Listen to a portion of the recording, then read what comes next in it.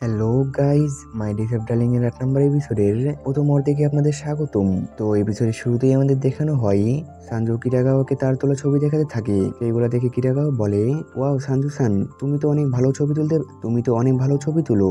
সাজুনা বলে, আমি শুধু তাকে ছবি তুলতে বলেছিলাম, কিন্তু সে আমার অ্যাকাউন্ট বানিয়ে ছবি আপলোড দিয়ে দিয়েছে। গোজো বলে, তুমি এমনটা কেন করেছো? সিনজু বলে, আমার বোন ছবি কাউকে দেখাই না, আর আমি চাইতাম আমার বোনের সুন্দর সুন্দর ছবি সবাই দেখুক, সেই জন্য আমি তাকে অ্যাকাউন্ট বানানোর কথা বলি আর তার ছবি আপলোড করে দিই। তারপরে তার ছবিতে অনেক লাইক আসে এবং অনেকেই কমেন্ট করে, আর আমি তাদের কি রিপ্লাই দেব এটা বুঝতে পারি না, সেই জন্য আমি সবাইকে ইগনোর করা শুরু করি। কিটাকাও বলে, সেই জন্য তুমি সেখানে কারোর সাথে কথা বলো না?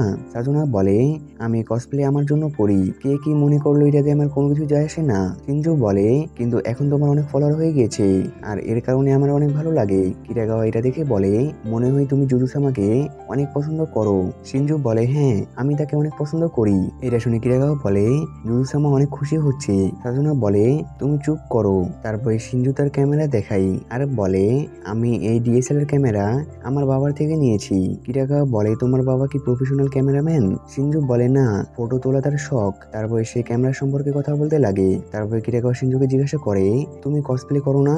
এত এত কসপ্লেয়ারদের দেখে তোমার কসপ্লে করতে ইচ্ছা করে না? এটা শুনে সিনজু বলে, আমিও। তখনই সাজনা বলে, তুমিও কি কসপ্লে করতে চাও? সিনজু নার্ভাস হয়ে বলে, না না, এমন কোনো কিছুই না, আমার কসপ্লে করতে ভালো লাগে না, আমার শুধু ছবি তুলতে ভালো লাগে। এটা শুনে গোজো তাকে অবাক হয়ে দেখতে থাকে। তখনই কিটাগাওয়া বলে, আমি কি তোমার ক্যামেরাটি দেখতে পারি? তারপরে সে ক্যামেরা নিয়ে অদ্ভুত ছবি তুলতে লাগে। তারপরে সে বলে, আমিও ডিএসএলআর ক্যামেরা নেব। এটা শুনে গোজোর ক্যামেরার দাম কত দেখতে লাগে। তারপরে সে দাম দেখে অবাক হয়ে যায় আর বলে, লেন্স আলাদাভাবে কেনা লাগবে। আর কিটাগাওয়া হাসতে হাসতে বলে, কোনো সমস্যা নেই। সাজনা বলে, তোমার বাকি কিছু কিনতে আরো খরচ হবে। এটা শুনে গোজো অবাক হয়ে যায়। কিটাগাওয়া বলে, আমি যতদিন ক্যামেরা কিনছি না ততদিন আমি আমার ফোন দিয়ে কাজ চালিয়ে নেব। সাজনা বলে, ক্যামেরা অনেক রকমের হয়, তো যেটা বাজেটের মধ্যে ওইটাই কেনা ভালো। তারপরেই তারা রেস্টুরেন্ট থেকে বাইরে যেতে থাকে। সাজনা বলে, আমি শুটিং লোকেশন খুঁজতে যাচ্ছি, সেইখানে আমরা ছবি তুলবো। তো আমি ভাবছিলাম তোমাদের একবার জিজ্ঞাসা করি, তোমরা কি আমাদের সাথে যাবে? কিরাগাওয়া এটা শুনে বলে, হ্যাঁ আমি যাব। গোজো বলে, আমিও সাথে যাব। সাজনা বলে, তাহলে কিছুদিন পরে দেখা করছি। আমরা যেখানে যাব সেটা হলো একটি পরিত্যক্ত হসপিটাল। তারপরে আমাদের দেখানো হয় তারা সেখানে চলে আসে। কিরাগাওয়া বলে, আমি এই প্রথম কোনো পরিত্যক্ত জায়গায় আসছি। সিনজু বলে, আমিও, আমার তো রাতে ঘুম আসেনি। আর অন্যদিকে সাজনার অবস্থা খারাপ হয়ে থাকে আর কিরাগাওয়া এবং সিনজু অনেক এক্সাইটেড হয়ে ভেতরে যায়। আর গোজো এবং সাজনা গেটের কাছে দাঁড়িয়ে থাকে। কিটাগাওয়া বলে, আমরা উপরে দেখার জন্য যাচ্ছি। তারপরে গোজো ভেতরে আসে। সে পিছে তাকিয়ে দেখে সাজনা দরজার কাছে দাঁড়িয়ে আছে। এটা দেখে সে বলে, তোমার কি হয়েছে? সাজনা বলে, না কিছু না। গোজো বলে, সাজনা তুমি আমাকে এটা বলো, তোমার কি এরকম জায়গাতে ভয় লাগে? সাজনা বলে, এমন কোনো কিছুই না। এটা বলে সে ভেতরে আসে। গোজো তাকে দেখে বলে, তাহলে আমি ঠিকই ভাবছিলাম। তারপরে আমাদের কিটাগাওয়াকে দেখানো হয়। সে বলে, এই জায়গাটি আসলে অনেক ভালো। তারপরে আমাদের দেখানো হয় বাইরে বৃষ্টি শুরু হয়ে যায়। গোজো দেখে সাজনা একটি জায়গায় ভয় পেয়ে বসে আছে।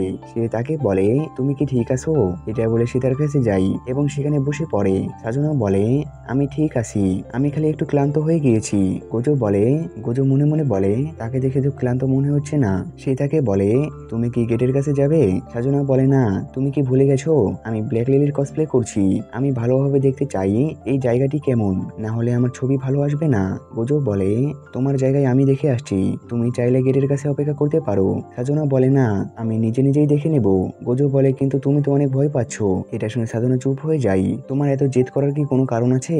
সাজনা বলে, তুমি কি ভবিষ্যতের জন্য কোনো স্বপ্ন দেখেছো? গোজো বলে, হ্যাঁ, আমি হিনাডল কাশিরাশি হতে চাই, যেখানে হিনাডলের ফেস বানানো হয়। সাজনা বলে, অনেক ভালো স্বপ্ন, এটা পূরণ করার পুরো চেষ্টা করো। আমি নিজের কথা বললে আমি ম্যাজিক্যাল গার্ল হতে চাই। সে অনেক শক্তিশালী আর সে অনেক সুন্দর, সে কাউকে ভয় পায় না, আর সে অনেক সুন্দর এবং ছোট জামা পরে। আমি যখন ছোট ছিলাম তখন ম্যাজিক্যাল গার্ল হতে চাইতাম আর তার মতন সুপার পাওয়ার পেতে চেতাম, কিন্তু বুঝতে পারছিলাম না এসব কিভাবে পাবো। যখন আমি মিডল স্কুলে যাই তখন আমি বুঝতে উঠতে পারি এইগুলা কখনো সম্ভব না। আমি যতই তাদের মতন হওয়ার চেষ্টা করি কখনো তাদের মতন হতে পারবো না। আমরা শুধু তাদের মতন ড্রেস কিনতে পারি। আমার প্রথম কসপ্লে একদমই বেকার ছিল, কিন্তু আমি অনেক খুশি ছিলাম। যত যাই হোক, আমি আমার স্বপ্ন পূরণ করতে চাই। গোজো বলে, এই ড্রেসটি তোমার জন্য এত ইম্পর্টেন্ট হলে তুমি এটা আমাকে দিয়ে বানাচ্ছ কেন? এখানে এমন অনেকে আছে যারা আমার থেকে ভালো ড্রেস বানাতে পারে, তোমার তাদের কাছে যাওয়া উচিত ছিল। সাজনা বলে, আমি যখন কিটাগোর সব ছবি দেখি তখন আমি জেলাস ফিল করি। আমি জানি কাউকে দেখে জেলাস ফিল করা, কিন্তু আমি নিজের জন্য তেমন সুন্দর ড্রেস চাইছিলাম, সেই জন্য আমি তোমার কাছে আসি। আমিও তার থেকে ড্রেসটি বানাতে চাই যে সেই ড্রেসটি বানিয়েছিল, এবং তার বানানো ড্রেস পরতে চেয়েছিলাম। এটা বোঝানোর একটি উপায় আছে যে এই ড্রেসটি তুমি বানিয়েছিলে সেটা দেখার সাথে সাথে আমার ভালো লেগে গিয়েছিল। আর জেলাস ফিল সেইগুলোর উপরে হয় যেগুলো আপনার ভালো লাগে। এটা শুনে গোজন নিজের কথা মনে পড়ে যায়। তার দাদাজি বলেছিল, আমরা এমন ভাবে ডল তৈরি করি যেন অন্যরা দেখে সেটা পছন্দ করে।